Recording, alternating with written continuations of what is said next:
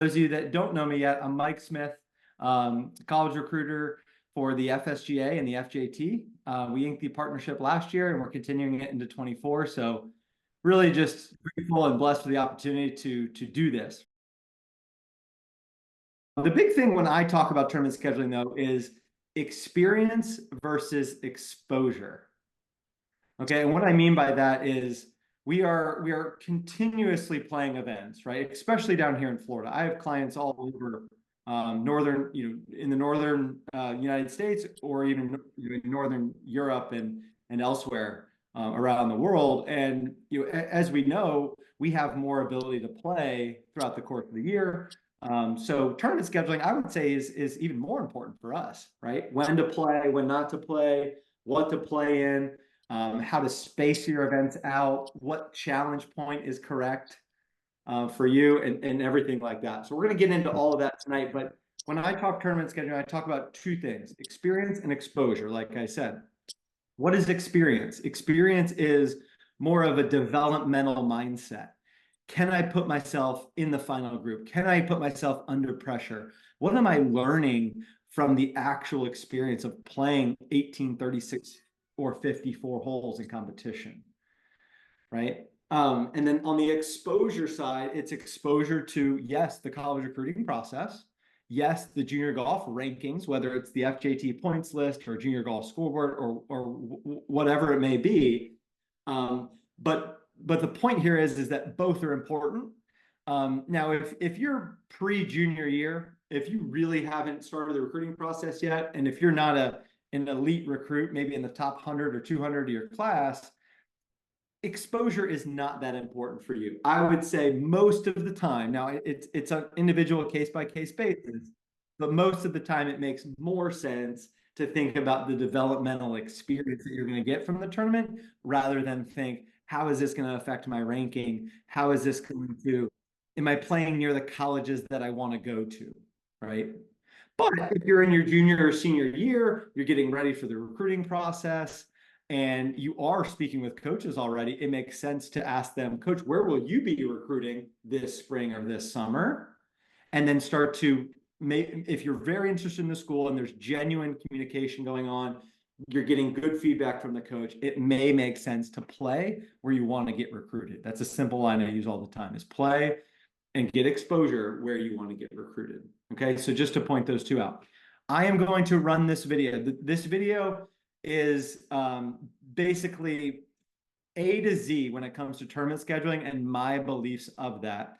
And I break it down into 4 categories: planning, preparing, executing, and then evaluating those tournaments and getting ready for those tournaments. So thanks, guys. Not only your success in your development as a junior golfer, but also your transition to college golf and the exposure that you're gaining from these tournaments to college coaches, to the rankings, to things like that.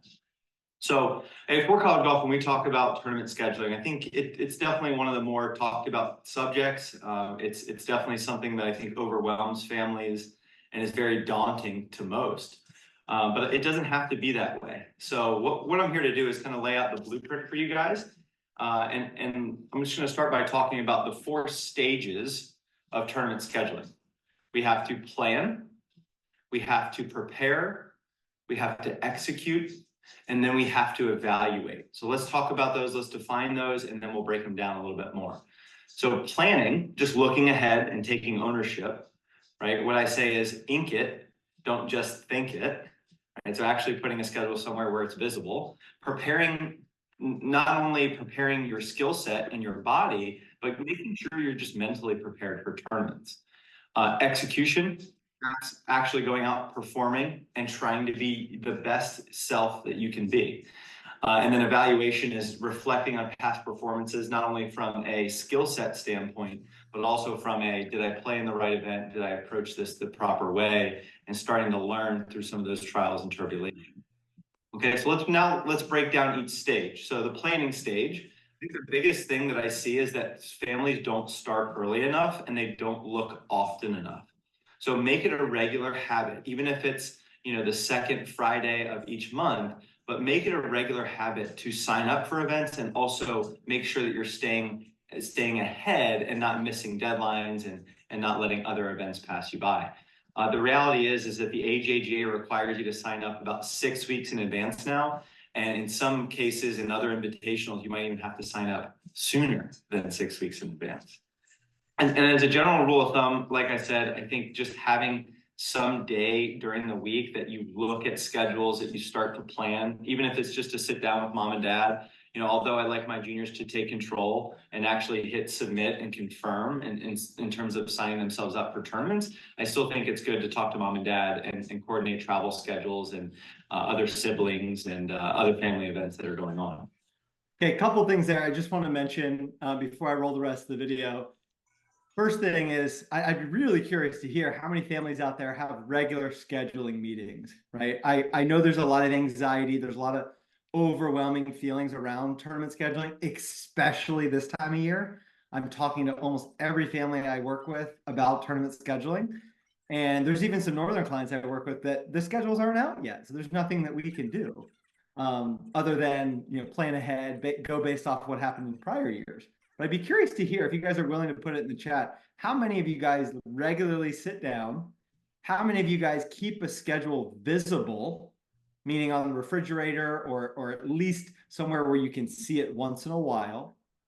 And also, how many families allow their junior golfer to be the one to hit submit and take ownership of playing that event? I find a lot of families are very wishy-washy that I don't work with, and some that I do, but some that are, oh, I might play this event, and they're How many of you guys regularly sit down? the event's 2 weeks away, and they're still unsure if they're going to play that event. I'm going to get into this in just a minute, but our events, our scheduling sets our practice, and our practice ultimately determines how we will perform. Think about that for a second. Our planning and our scheduling sets our practice, and our practice ultimately determines how we perform. So this is the preliminary, but also one of the most important stages that I believe that comes about in junior golf recruiting. So I'd be curious to hear if you guys are willing to share how many of you actually hit submit yourselves. And I'm sure there's other reasons if you don't, but I really like my guys and girls to take ownership of that.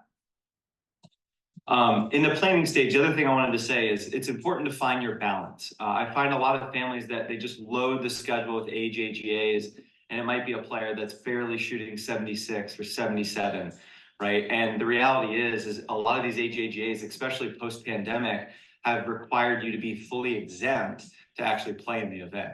So unless you have 30, 35 stars as of beginning of 2022 here, don't over.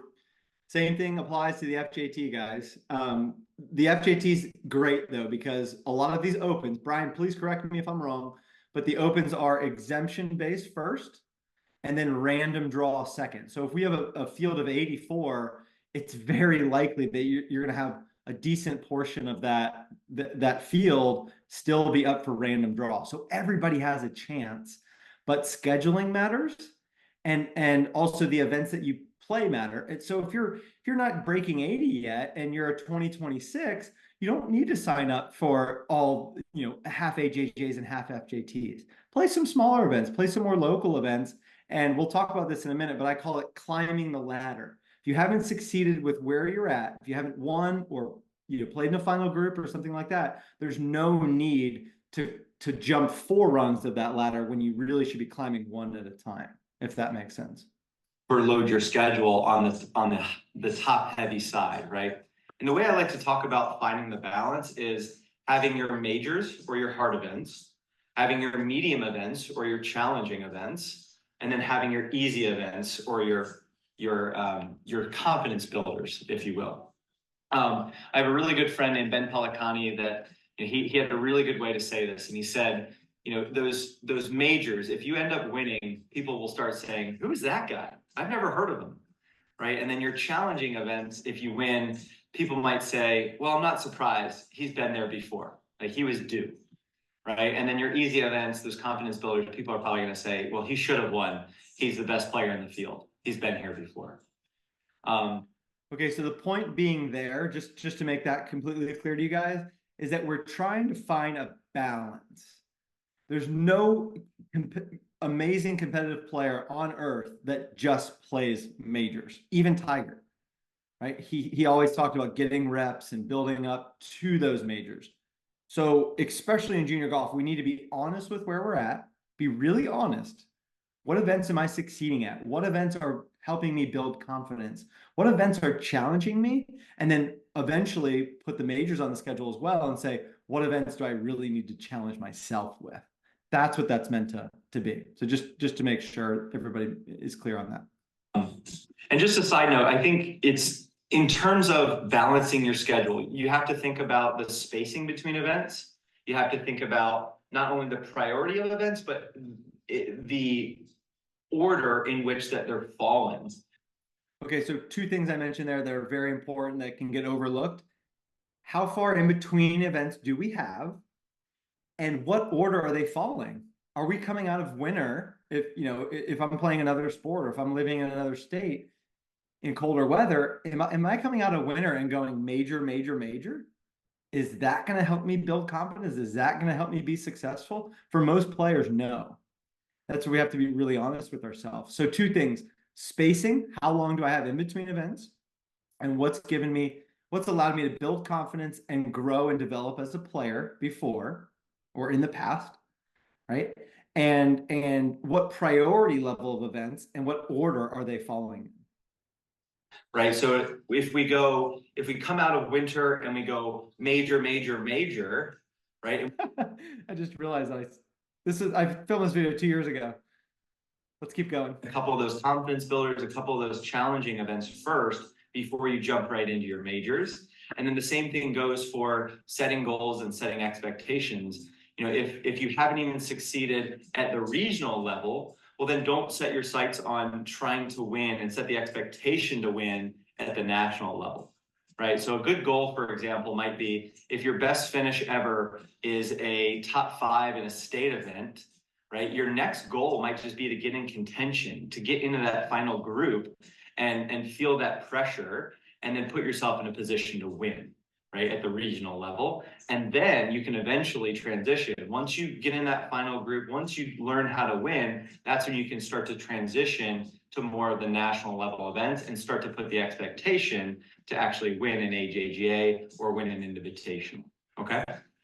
All right. And then the only other thing I have for the planning stage is that if you are coming out of cold weather, give yourself 1 month. I have the 1 month rule. 1 month after your home course reopens, it should be enough time for you to not only train the skills that you need for competition, but also prepare yourself and ready yourself for that next event. Preparation stage. Let's get into the preparation. Stage number 2. Keep your schedule visible. I think that's the one thing. If you're saving your schedule on Apple Notes, or if you're looking at your schedule in a way where it doesn't stay visible, you're really not taking ownership. So that's one of the biggest things is put it on your bedroom mirror, put it somewhere on the refrigerator at home if you can, or your mirror in your bathroom. Put it somewhere where it's going to be visible and you're excited for your next event. This goes without saying, but prepare like a pro. Your schedule should determine how you practice, and your practice ultimately determines how you perform. So not only is it important, like we just said, to plan, but to keep that schedule really visible so that you know when to practice and what to practice based on what your coach tells you and based on also how much time you have until that next event, right? Your practice one day from an event is going to look a lot different than when you have a whole month to practice, and it very well should. That's what we call periodization in golf. Okay, course prep. In preparation stage, I'm a big believer, I'm a big advocate in my company here at 4College Golf to use tools and resources like Google Earth, Google Maps, Pro Visualizer, Blue Golf. There's so many great apps out there. Okay, quick update from this older video. If you guys have an iPhone right now, or if you have access to an app store, please, please, please go download 2 amazing apps. One is called Window Meter. Brian, I'd be curious to hear your thoughts if this is legal in competition, but it's legal on the range. It's legal on the first tee before you tee off. Download Window Meter. WINDO meter. It's basically just uses the compass in your phone, uses the weather and the wind direction for that day, and gives it to you automatically when you pull it up. It's amazing. It's one of the easiest ways, most visual ways to get the wind right away. The second app that I've had a really good success working with my players on is called Tour Read, which is designed by a Canadian coach, and it essentially uses the level in your phone to give you the break on the greens. Okay. Sorry, I think I said the level for what I meant was the compass with the wind and the level for the green. Both are very, very good, very amazing apps and should be used. The app Tour Read, you can throw the phone down during practice. You can throw it down on the greens. We're not on the PGA Tour, so we don't have any restrictions yet. I think the only players in the world that do are PGA Tour players. They can't bring any sort of level or technology out and actually measure the greens, but we can. So let's use that to an advantage. There's a reason they made a rule about that. All right. Even like To add on to that, sorry, real quick, Mike, to add on to that, all that's legal in practice rounds, and before you start your play, but you can't use the level and the tour reader during rounds. So that's kind of what he's getting at when you're out there doing practice rounds or practicing your putting. You're more than welcome to use that. Just can't use them during the rounds. And I imagine you can't use the wind app either. You can use it on the first tee before you tee off, right? Correct. But once you start the round, you would need an actual compass. Correct. A great tip that I've used when I've caddied as well is you just write that down in your notes. You can use the compass, you can always use, but you can write that down in your note where the wind is coming from, and that's always a great help during rounds, is knowing where that expected wind is supposed to be coming from. Yeah, great advice. Like sneaky good advice, guys, especially if you're a high ball hitter and a long ball hitter, someone that hits it up there. Everybody needs it, but especially those guys and girls. So there's a reason, the tour caddies I've been around are the ones with the compasses and the yardage books and that type of knowledge, because they get paid the big bucks to understand it.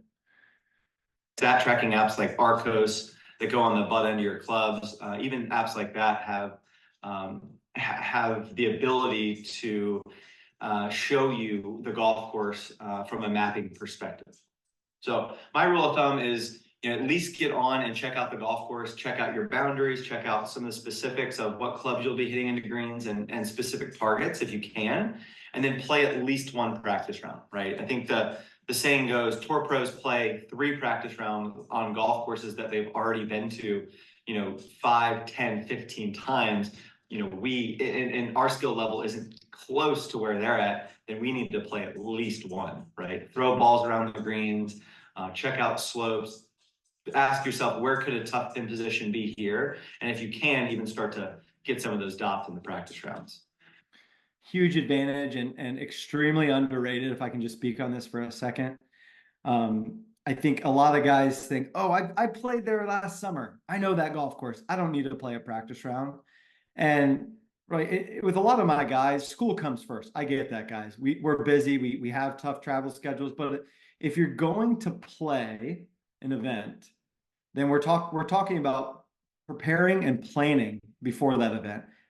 A practice round is a big piece of that. And if these tour pros are playing 2 or 3 practice rounds on courses they've played forever, why aren't we at least playing one? And the other point I want to make there is that if we say I played this event in the summer, I mean, you guys know, it doesn't matter if you're from North Florida, South Florida, or where you're coming from tonight, you know how much conditions change over the course of 6 months, especially when seasons change, right? Here in TPC Sawgrass, it's soaking wet in the middle of the summer. Balls will hit and stop.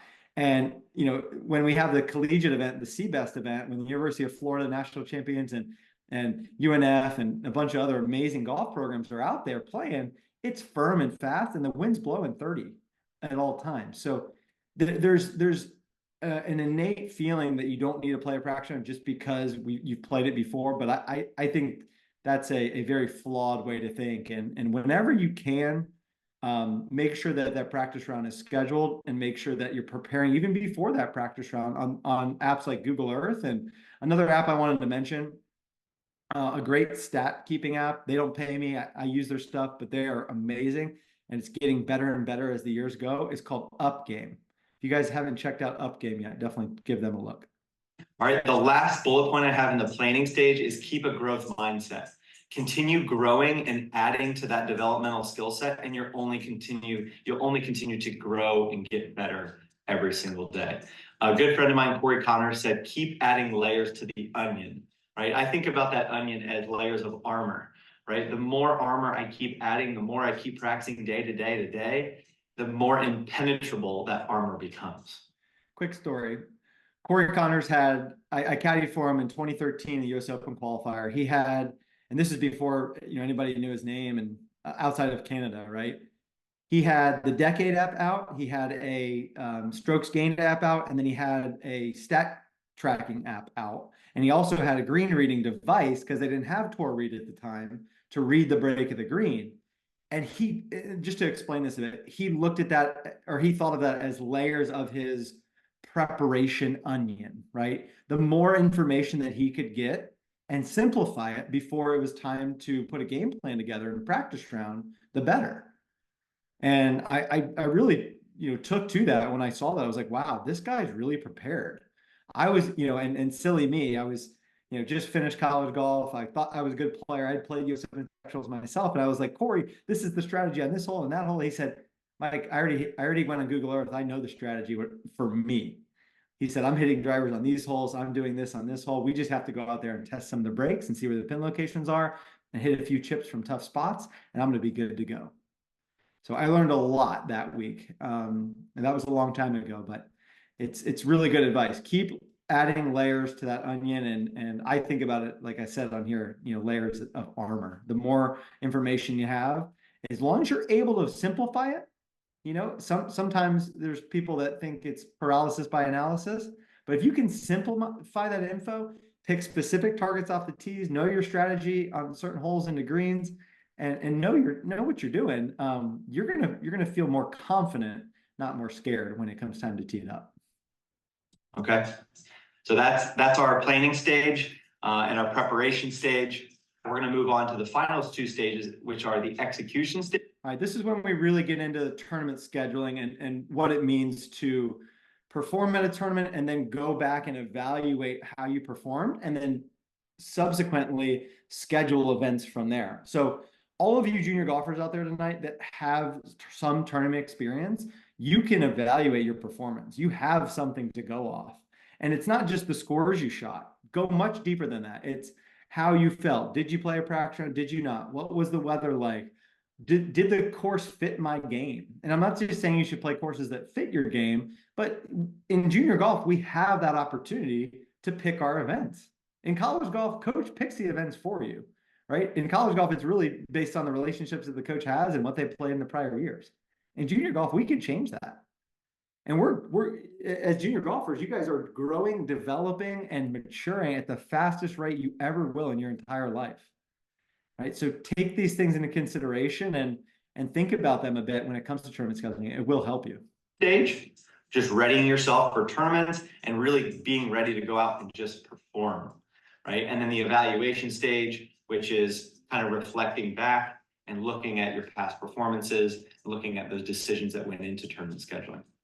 All right, when it comes to execution, be you, play to your strengths, know your game plan, and stay true to your identity. Be confident when you're out there, guys. I think that's the number one thing I see is like, everybody's confident when they're at their home golf course, but when they show up for a tournament, their head slouches, their body language really falters, and you can just tell who's ready to play by the way they're walking around the clubhouse, by the way they're presenting themselves, to the tournament staff, by the way that they're setting up their drills and going about their business as well.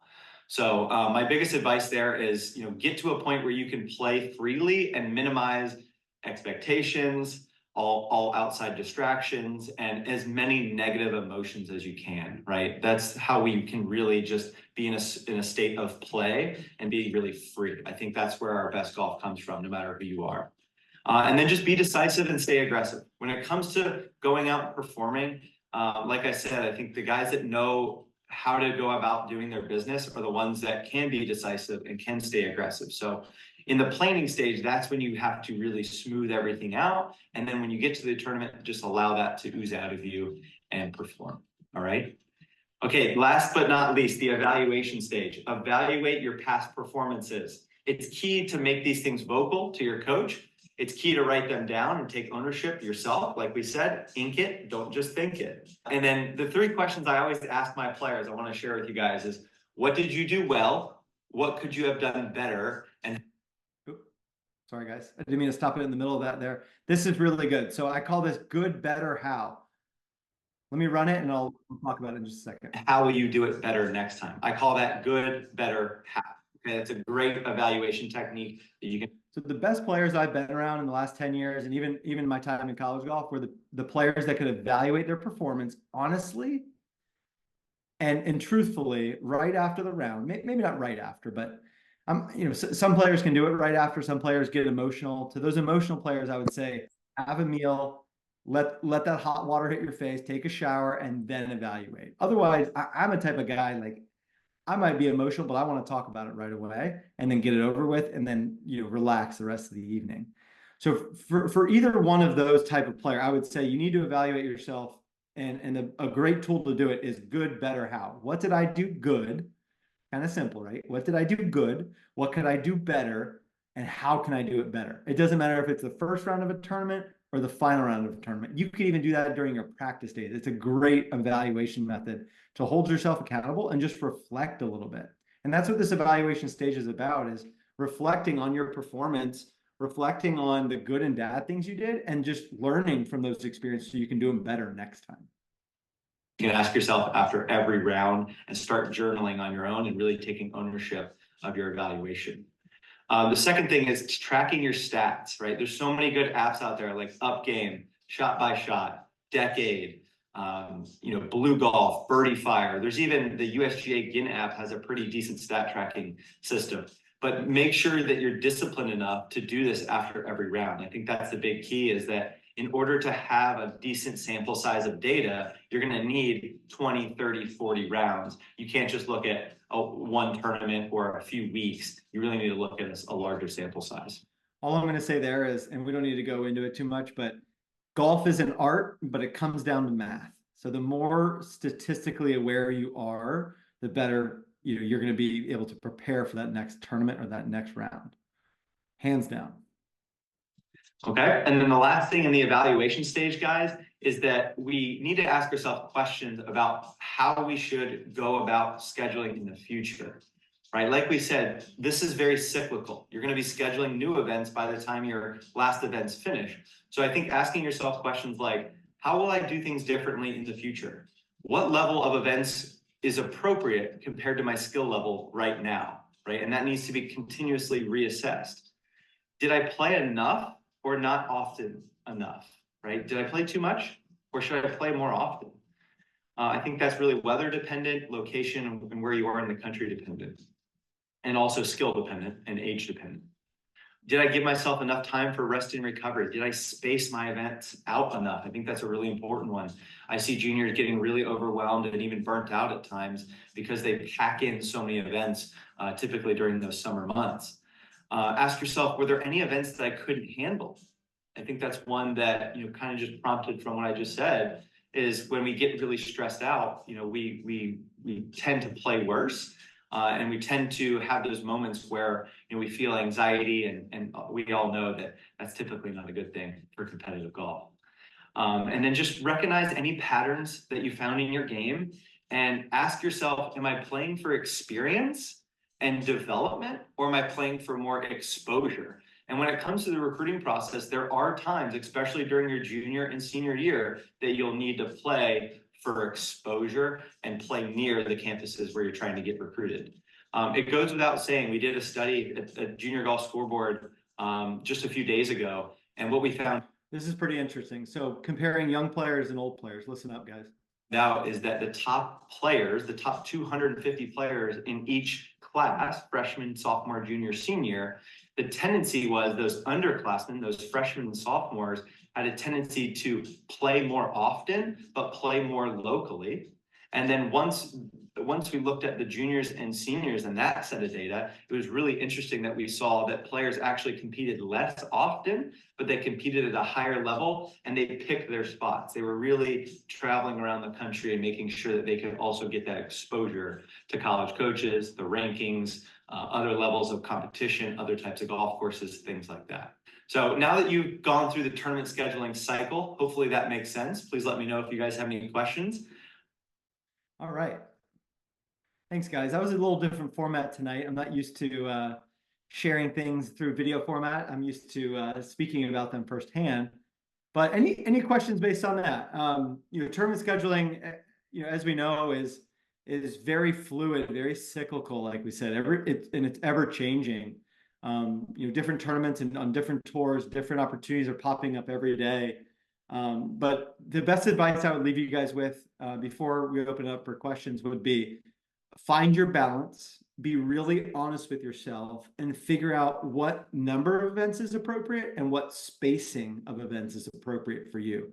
A lot of this is common sense. I'm probably not telling you guys a plethora of brand new things that you haven't heard, but nobody knows about the family that made the mistake, right? They're just looked at as another number.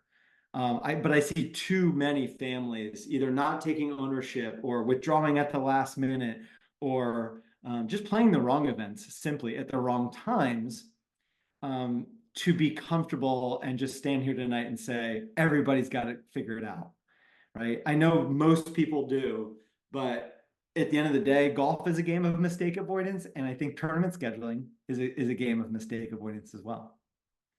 So, and we don't need to be fearful. We don't need to be timid in how we do it, but we do need to plan, prepare, execute, and evaluate. Okay. Let me know if you guys have any questions about that. Even outside of tonight's meeting, happy to answer them. If there's any questions about tournament scheduling, I'd love to chat about those now. If not, we're going to roll right into college recruiting strategy and give you guys some examples about how to do it better in the new year and into the spring here. All right, got some comments. Some of these are anonymous, so I'm not going to share names, but I saw somebody said, my dad's the one that signs me up. That's totally fine. I understand that, there's family schedules, family opportunities, but I really want the junior golfer to be the one that hits submit and hits sign up. I think there's some sort of ownership in that, really. What are my thoughts on the South Florida PGA events versus FJT events? It depends on your level, right? If you live in South Florida and you're shooting, if you're 2025, 2026 to 2027, and you're not, consistently breaking 75, you probably need to play some filler events once in a while and play some on the South Florida PGA. But obviously, guys, I'm here for the FJT, but I'm a huge advocate of them. They're great events. They're very cost effective. They play great golf courses and they have amazing competition. And not only that, they're well run. You guys got a great staff and great people. And there's really not a better developmental breeding ground than the FJT. So it's hard for me to answer that question. If you're someone, let me put it this way. If you're someone who's not breaking 80 yet, you're not gonna be able to get into many FJT events. Same thing goes for, let me finish that thought. You might not be able to get into as many, so you might need to then supplement the FJT events with the same weekend and play a South Florida PGA event or play a Hurricane event. The thing about the FJT is they can only host so many players per week. But I would, in terms of scheduling, there's also a theory that goes to overlapping schedules. You may be a family that's in the 2025 or 2026 class that needs to sign up for the FJT event. And then if you don't get in through your exemptions, you don't get in through random draw, then you need to go, play another event. And in most cases, those Hurricane events, those South Florida PGA events, you can sign up for those more last minute than you could an FJT or a national level event. I don't want to get into the stars conversation tonight. If you're chasing stars, then understand that you're chasing exposure. Okay. That means that you've fully developed, or not fully developed, I guess that's not fair to say, but you've developed to a point where you're getting exposure in recruiting. I really believe the start conversation needs to be had after that starts to happen. So if you are an elite sophomore or junior, then sure, that that take into account the number of stars are being offered for that event, because you want to place other opportunities developmentally on the table for yourself. But if you're not there yet, I would really be hard pressed to think that development comes before exposure. That, or in other words, experience is less important than exposure to the rankings and stars. It's experience trumps everything in most cases. All right. How do we get exposure to northern schools if we are from the South? That's a great question. First of all, let coaches know where you're playing and let them know early on, and be committed to those tournaments. Don't send them a list of 5 tournaments you might play and 5 tournaments you might not play. Send them the list that you think that you are likely to play. Ask them if they plan to recruit at those events. And if they say no, ask them what the next step would be in the process with them, or ask them if it would make sense to play in their area. If a coach is really adamant about you playing in their area, make sure they're committed to come watch you, or at least interested, and then make sure that communication is going well. I would hate to send someone to Massachusetts or Colorado or California, for example, and the coach only be a little bit interested and you only be emailing that coach back and forth. Make sure to try to get them on the phone, ask them when a good time to speak would be, give them a few dates and times that work for you, and then try to figure out how serious they are with real, two-way communication, not just email. That would be my best advice with the northern schools and schools far away from here.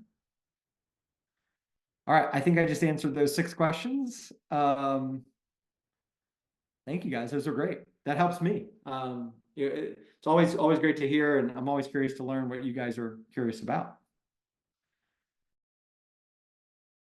All right, so college recruiting strategy. It's kind of the secret sauce of what I do here for College Golf. Now it pertains to every individual. So, we're in a setting where we can't, discuss all 32 attendees tonight and their strategy and their situation, nor I don't think anybody would appreciate that if we did. Sometimes that is more private information and what you guys are up to and what you're doing. Totally understand.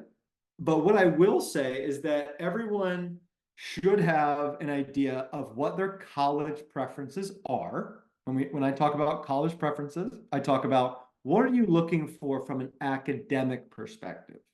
What are you looking for from an athletic perspective, social perspective, and financial perspective? Let's go through those real quick. So academic perspective, how high academic am I hoping to go? What are my grades today, and where can I push the envelope and likely get in college? Okay, the biggest question I ask most of my juniors is, what's more important, golf or school? And then I make them answer, and then I make mom and dad answer, and then as a team, we discuss those answers to see if we agree, and we confirm, what the true answer is. On the athletic side, I think, everybody sees the bells and whistles, the facilities, the gear that these teams get, they're flying on private jets and flying south for the winter and things like that, especially at some of the northern schools. But really what it comes down to for me in the bigger decision in college preferences is the day-to-day. Is this coach someone that I can get better behind, that I can align with from a even moral and ethical standpoint? And then is this just someone that I can really look at as a second father figure or mother figure in many cases on the women's side, and someone that I trust with my well-being and my development? Right? I hate to say it, guys, but there's a lot of part-time coaches out there that don't do a great job. There's a lot of coaches that don't recruit because they don't have budgets to do so.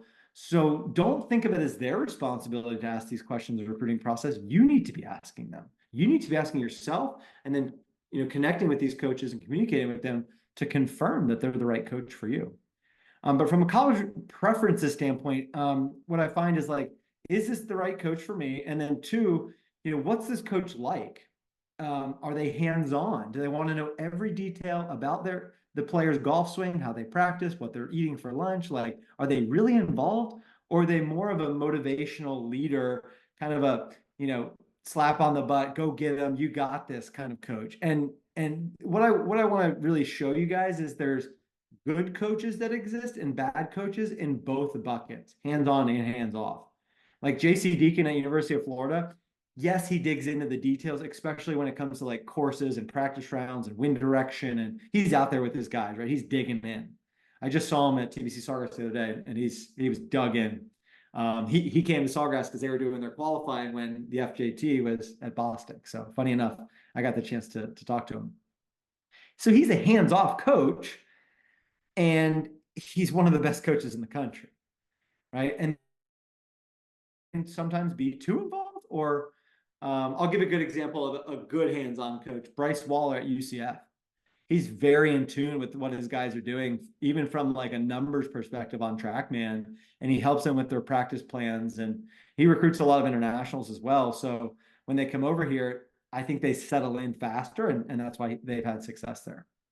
And then just to show a little juxtaposition, Scott Schroeder at UNF, he really only recruits locally, but he wants guys to buy in 100% into his program, realize their role within that program, and then go after that. A lot of guys, they might not be okay with redshirting, but he has that conversation with them. Hey, you might not be able to play next year. He's really upfront and really real with them. So those are things, maybe not necessarily when you're doing your own college preferences, but when you do get into the process and begin communicating with coaches, just some things to be aware of. And if you do have a preference with hands-on versus hands-off, someone that's in your business or someone that's really just a motivational leader, make sure that's part of your college preferences. Now to the two biggest factors, everybody thinks it's golf and school. And at the end of the day, yeah, we're going to school to be a student athlete. But when I, over the last 10 years, when I'm working with my players and putting these college preferences on paper, really the decision-making factor comes down to the social side of the school. A lot of these schools and what I mean by that is a lot of these schools, guys, are so similar. It's hard to pick out the differences. So really the differences lie at the social level. And when I say social level, I mean the student life, the campus setting, the surrounding community, right? Is this a small school in a big city, or is this a big school in the middle of nowhere? There's a big difference between those two. So ask yourself, what would I prefer and what would I go after? And then the last pillar, if you will, of college preferences would be the financial piece. I'm going to go through this quickly. Mom and dad, if you're paying for college, this is a conversation between you and I. If we're not working together, it's a conversation between you and your son or daughter. We need to know where to limit ourselves on the top end. A lot of these elite, high academic private universities, there's a sticker price of $75,000 or $80,000 a year. That does not mean that everyone is going to be paying that. So what I would, just a general rule of thumb, what I'd be budgeting in most cases for those schools is $35,000 to $45,000. Notre Dame, Georgetown, Rollins College here in Florida, University of Miami, those type schools, right? Very, very expensive, but there's value there in the education and the experience. And then financially on the bottom end, if a player comes to me and says, Mike, I need to go to school for free, there's 1,100 men's golf programs out there. At the junior college level, they have 8 scholarships. There's a way that if a player can break 78 on the men's side, there's a way that I can get them into school for free in most cases. It might not be the same academic level. It may not be the same social experience. They probably don't have all the bells and whistles when it comes to the athletics either, but we can make that financially feasible. Okay, so when you think about narrowing down your college preferences and ultimately creating a list of schools, start there. Academics, athletics, social experience, and then financial. All right. All right. When we have those things determined, that's the biggest hurdle that I usually sit there for an hour and a half or 2 hours with my guys and discuss these things, whether it's with them or with them and their parents. Then I use my encyclopedia of knowledge. Simple as that. It's taken years and years to create, but I use my encyclopedia of knowledge. And then what I do, if I can share this, should have had this ready, sorry, but I take my school database. This is all 1,100 schools that offer men's college golf, and I will hand select about 30 schools that we narrow it down to.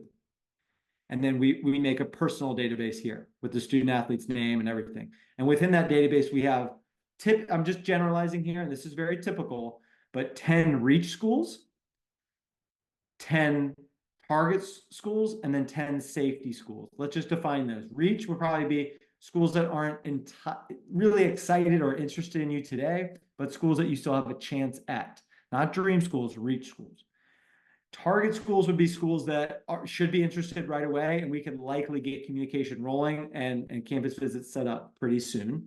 And then safety schools are schools that should be interested, no problem, right away, based on your development, based on where you're at in your career, and schools that we can likely use as a safety blanket if others don't. If you don't develop as a player or a person, academics as well, very, very important, especially at the D1 level, or you just find the right fit at that level. I've had guys find the right fit with the safety school and end up having great careers. They go to Division II or Division III programs where they learn how to win.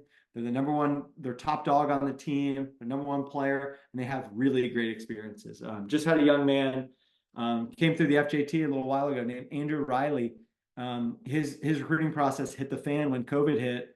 All his offers went away, and it ended up being the best thing he ever did was go to Division II Palm Beach Atlantic down in I think it's West Palm Beach. He won the national championship last year and then had 6 different offers to transfer out after he went in the transfer portal and ended up choosing University of North Florida because it's close to home and he just felt really, really good with Coach Schroeder. So just to show that there that dream schools and reach schools might be some of the worst things you can do is only go after those. At For College Golf, I really believe in the bottom up approach, or you could call it climbing the totem pole, however you want to think about it. But start by emailing all of those programs, and then within 2 or 3 days later, if they haven't responded, make sure to call them on their office phone and leave a 15 or 20-second voicemail. You will be leaving a lot of voicemails. The college recruiting process is hard work, but trust me, guys, and I say this to every family that I get the chance to work with, this is not going to be easy, but at the end of this, we're going to look back, and I hope that we can say, this was sure worth it. All that hard work, all the blood, sweat, and tears, all the emails, all the phone calls. Ideally, we want to be on more phone calls than emails, right? Don't just hide behind the keyboard, as I say. Make sure to pick up the phone, introduce yourself. That's how you can separate yourself from the pack. That's how you can be unique. And I always say, shake up the status quo. The status quo is what? This is rhetorical, but I'll answer it. The status quo is emailing a coach saying, Coach, this is why I'm great. This is why I'm awesome. This is why I'm attracted to the school. And it's very simple. It's like, because you have a good golf program or because you guys are competitive in the so-and-so conference. You got to go deeper than that, right? So shake up the status quo by picking up the phone, introducing yourself, telling coach, where you're at in your recruiting process, just very, very generally, very briefly, and then ask them, Coach, what's our next step from here? Very simple. And the common response to that question from coaches is going to be keep me updated, but ask them, how should I keep you updated? How often, what method, email, text, phone call, what's best for you, coach? And then I'm confident that if you narrow down your college preferences, create a realistic school database, and then consistently and proactively reach out to those programs, you're going to be better off 6 months from now than you were today. Right? It takes, like I said, guys, it takes a lot of hard work, a lot of blood, sweat, and tears, but you're going to look back on it at the end and say, this was the best decision I ever made to go to the school that I chose, and all this work was the reason I got here. All right. That's all I got, guys. Let me know if you have any questions.